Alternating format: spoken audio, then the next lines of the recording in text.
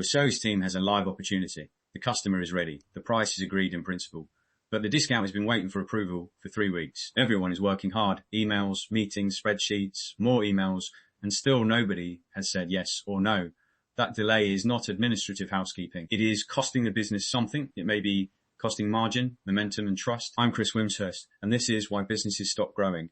Practical thinking for leaders who want stronger, more profitable, and more valuable businesses. Today we're looking at decision debt, choices that should have been made but haven't. Like technical debt, it can sit quietly in the background. Then it starts slowing everything down. The customer waits, a good candidate loses interest, a manager stops raising problems. A founder becomes the approval point for every small commercial call. So what, right? Why does this happen? What should you do about it? And why does it matter to growth and business value? Let's use one example to make it real. Imagine a fictional but very familiar business. 40 people, healthy demand, and an operations team under pressure. They decide they need an operations manager. The role is worth roughly £20,000 in annual cost. A strong candidate is identified. The team agrees the workload is there. Then the founder asks for more evidence. Finance wants a revised forecast. Another leader wonders whether the role should include customer service. The discussion keeps moving sideways. No one is refusing the hire. No one is approving it either. Who is actually allowed to say yes? That's the first question. Not who attends the meeting, not who has an opinion, who owns the call. When authority is vague, everybody can add a concern, and nobody has to carry the consequence of delay. The founder thinks the leadership team is deciding. The leadership team thinks the founder is deciding. Meanwhile, the candidate is waiting, and the existing team is absorbing the work. There is usually fear underneath this, not dramatic fear, the quieter kind.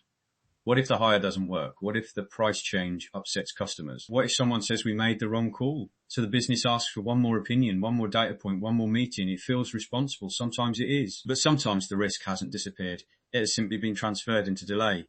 And delay has consequences of its own. In our example, the candidate eventually accepts another job. The team carries the vacancy for another month.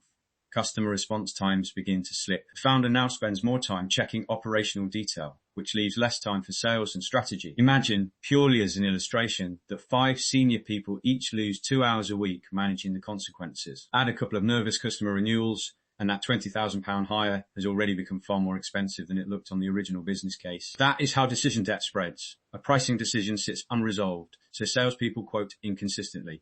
A recruitment decision drifts, so existing staff carry the load. A customer issue is escalated repeatedly because nobody settles the policy. The same operational problem appears in 3 meetings, each time with a new explanation. Eventually, your best people start thinking, why bother raising this if nothing gets decided? That's when delay stops being an isolated irritation and becomes part of the culture. Consensus can make this worse. Collaboration matters, absolutely. But if every person has to agree before anything happens, the most cautious voice can control the pace without owning the result. And the bigger the organization becomes, the easier it is for leaders to become bottlenecks. This founder approves discounts, Suppliers, hires, complaints, and process changes. At that point, the leader isn't leading the business. They're standing in the doorway. So let's make the remedy practical. Take the delayed operations hire. First, write the decision in 1 sentence. Do we hire an operations manager for this role on these terms by this date? That's much better than saying, we need to keep discussing capacity. A topic invites conversation. A decision creates accountability. If you cannot state the choice clearly, don't be surprised when the meeting wanders. Now, who owns the call? One person can gather input from 10 people, but one person must be accountable for deciding. The finance lead may advise on affordability. The operations lead may define the workload. The team may explain what support is needed. But someone has to say, I have heard the input and I am making the call. If the operations director can hire within an agreed budget, let them. If the founder must approve it, say that plainly. Clear authority is not disrespectful. Invisible authority is what slows people down. Next question. What evidence would genuinely change your mind for the hire? Perhaps you need the workload data, the budget impact, the expected capacity, and a clear role definition. You may need to speak with the people affected. You probably do not need a perfect prediction of every event over the next 3 years. Minimum evidence does not mean careless evidence. It means relevant evidence. If no possible answer would change the decision, let's be honest. The research may be theatre. Then put a deadline on it. A real one. Not soon. Not at the next meeting. Say, we will decide by 4 o'clock on Thursday. A deadline forces the owner to separate what matters from what merely feels reassuring. And if the correct choice is to wait, record that as a decision. Wait for this evidence until this date owned by this person. Deliberate waiting is a choice. Drifting is not. Finally, how will you review what happened? A decision is not complete when somebody says yes. It is complete when the business follows through and learns. For the hire, agree the first action, the person responsible, and the review point. After 90 days, check whether capacity improved, response times changed, and the expected value appeared. If it did not, adjust. That's learning, not blame. Businesses become faster when they build confidence from evidence rather than pretending every decision must be perfect. 5 lines. That's it. The decision, the owner, the evidence required, the deadline, and the follow-through review. Put those 5 lines in a visible decision log. When something is stuck, don't hold a meeting where everyone repeats the history. Ask what is actually blocking it. Is the owner unclear? Is one important piece of evidence missing? Is someone seeking consensus that isn't required? Or is this more material than it first appeared? Let's pick the sweet corn out of that. Separate the real issue from the surrounding noise. And this is not a license to rush everything. Some choices are reversible. You can test a process, pilot a price, trial a campaign, or contain the downside. Those decisions usually need a lower evidence threshold and a faster call. Other choices are difficult to reverse.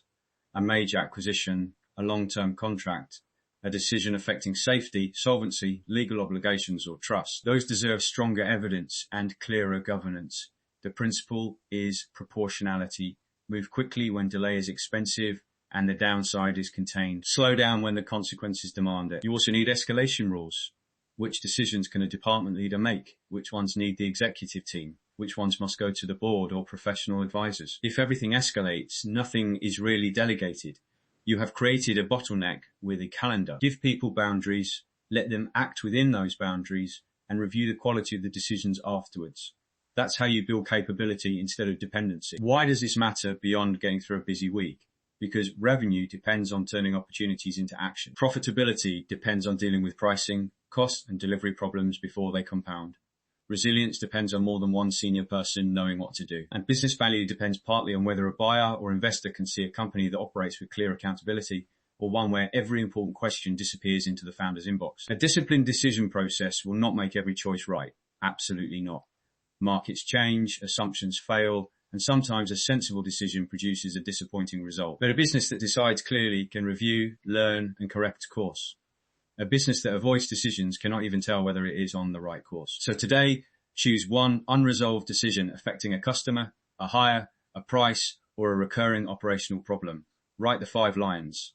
Name the owner. Set the deadline. Then ask what delay is costing you already. The message is not decide everything immediately. It is make the decision process visible, proportional, and owned. Careful is not the same as slow. A full calendar is not the same as commercial progress. If this episode made you think of a decision currently stuck in your business, share it with someone in your leadership team and discuss what is preventing progress. Follow why businesses stop growing and share this episode with another owner, CEO, investor, or senior leader who would find it valuable.